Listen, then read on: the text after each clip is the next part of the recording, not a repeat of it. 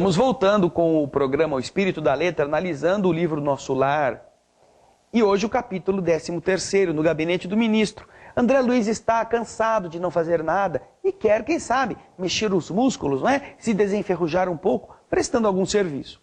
Ele então procura Lísias, seu amigo, seu confidente, o seu enfermeiro particular ali na cidade.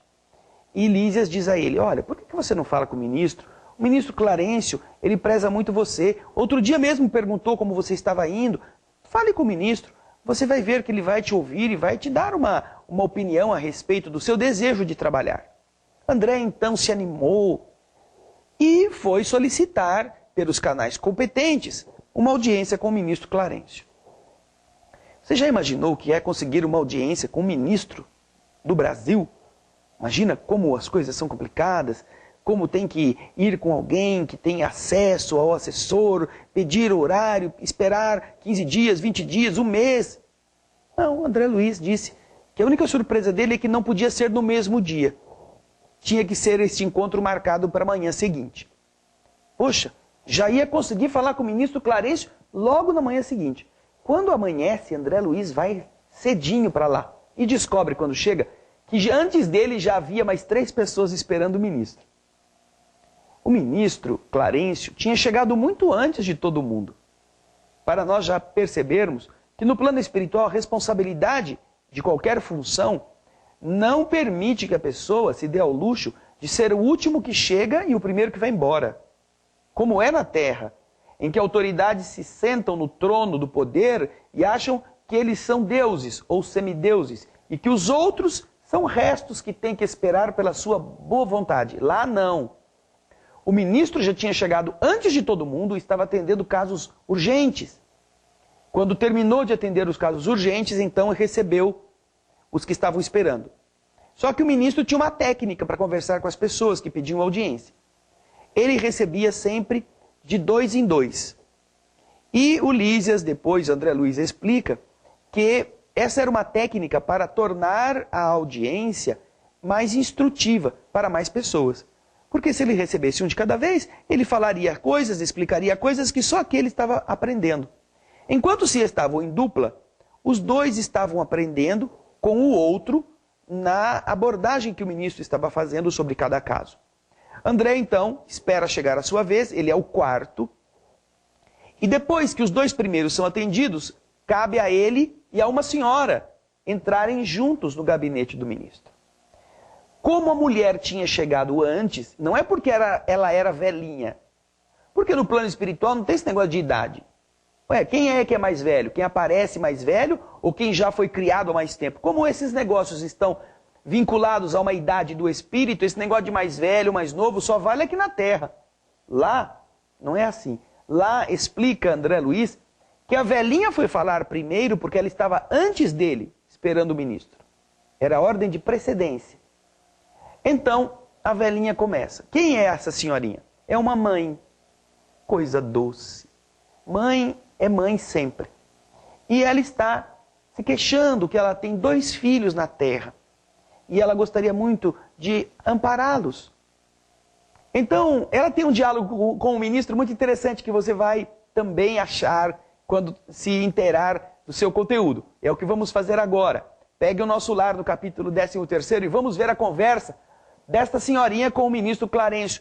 Tudo antes do André Luiz começar a conversar com o ministro. André Luiz só estava ouvindo.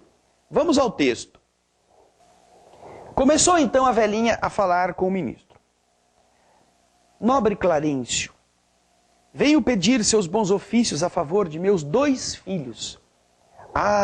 Já não tolero tantas saudades e estou informada de que ambos vivem exaustos e sobrecarregados de infortúnios, lá no ambiente da terra. Reconheço que os desígnios do Pai são justos e amorosos. No entanto, sou mãe. Não consigo fugir ao peso da angústia. E então a pobre criatura se desfez ali mesmo, em copioso pranto, em um choro bastante volumoso.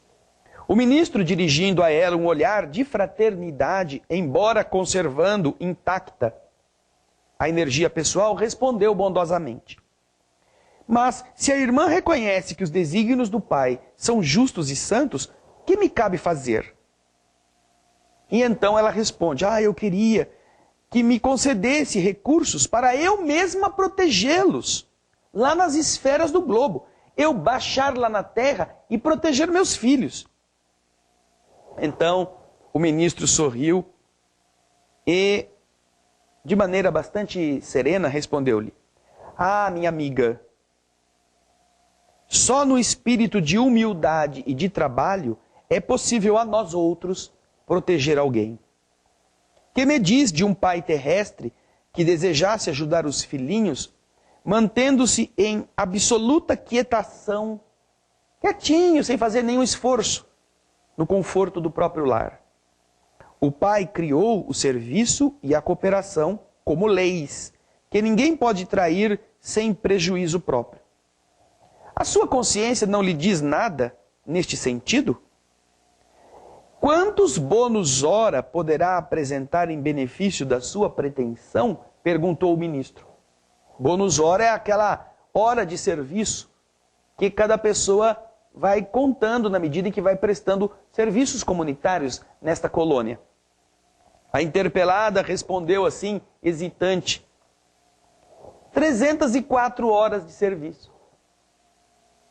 E sorrindo, Clarencio respondeu a ela, é de lamentar, minha filha, pois está hospedada aqui em nosso lar há mais de 6 anos e apenas deu à colônia até hoje 304 horas de trabalho. Vejam só.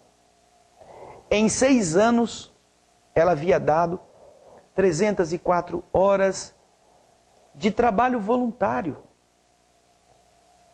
Sabe quanto corresponde proporcionalmente? Se você fizer as contas, converter 6 anos, ela estava lá há mais de 6 anos, mas vamos por 6 anos. Você converter isso em dias e horas e comparar com o que ela tinha doado de si mesma, ela havia doado 0,58%, arredondando, do seu tempo em nosso lar. Havia recebido benefícios desde o dia que chegou, mas havia prestado somente 0,58% de esforço para ajudar a comunidade. Olha só que interessante. Como nós somos, não é? Já estamos querendo favores. Ela já foi lá pedir para o ministro dar um jeitinho.